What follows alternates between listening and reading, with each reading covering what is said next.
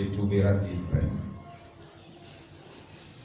Si Jésus venait maintenant, te trouvera-t-il prêt?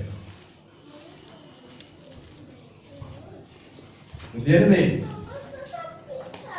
pourquoi si Jésus venait maintenant? Évidemment parce qu'il a promis qu'il va revenir. Et il va revenir faire quoi? Pas pour opérer des miracles. Il va revenir faire quoi? Pas pour solutionner tes problèmes matériels et financiers, tes problèmes sociaux et économiques probablement. Donc, tu souffres aujourd'hui. Non, ce n'est pas pour cela qu'il revient. Il revient pour quelque chose de très précis et de plus glorieux, de plus grand que les problèmes temporels que tu peux connaître. Il revient. C'est pour, on peut dire, le résultat final. Parce qu'aujourd'hui, nous sommes comme les élèves qui sont en train d'apprendre et qui même sont en train de composer et attendant le jour du résultat.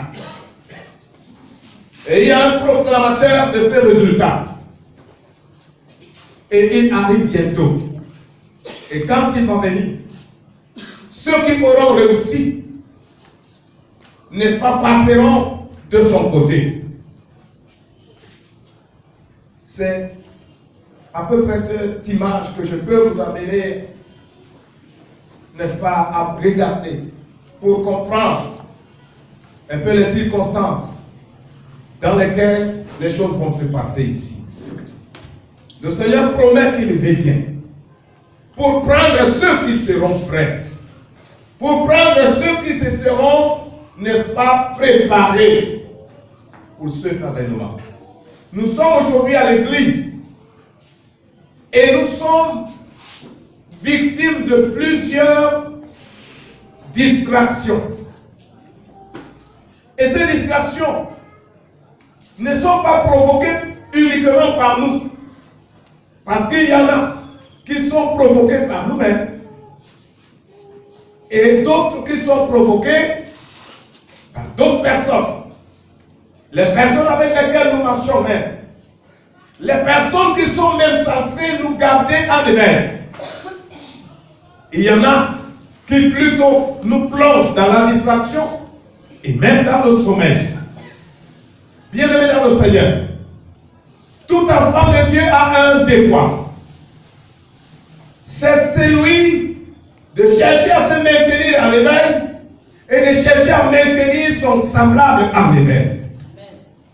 Pour le grand jour, le jour du Seigneur.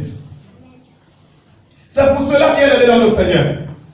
Parce que je veux te maintenir en éveil, je peux supporter ta folie. Je peux accepter ton injustice.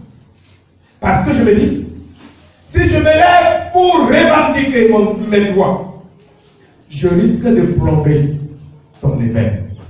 Je risque de plomber ta foi. Je te laisse me faire un certain nombre de choses.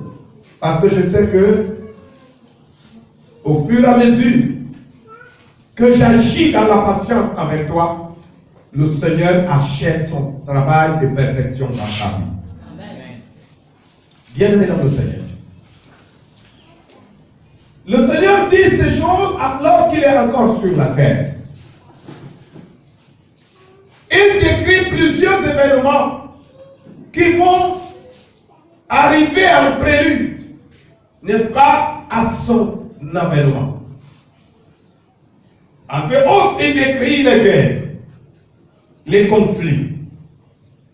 Mais ici, une chose qui doit attirer plus l'attention des enfants de Dieu. Il parle des faux serviteurs. Il parle des faux prophètes. Et il dit ceci. Plusieurs vont venir à son nom.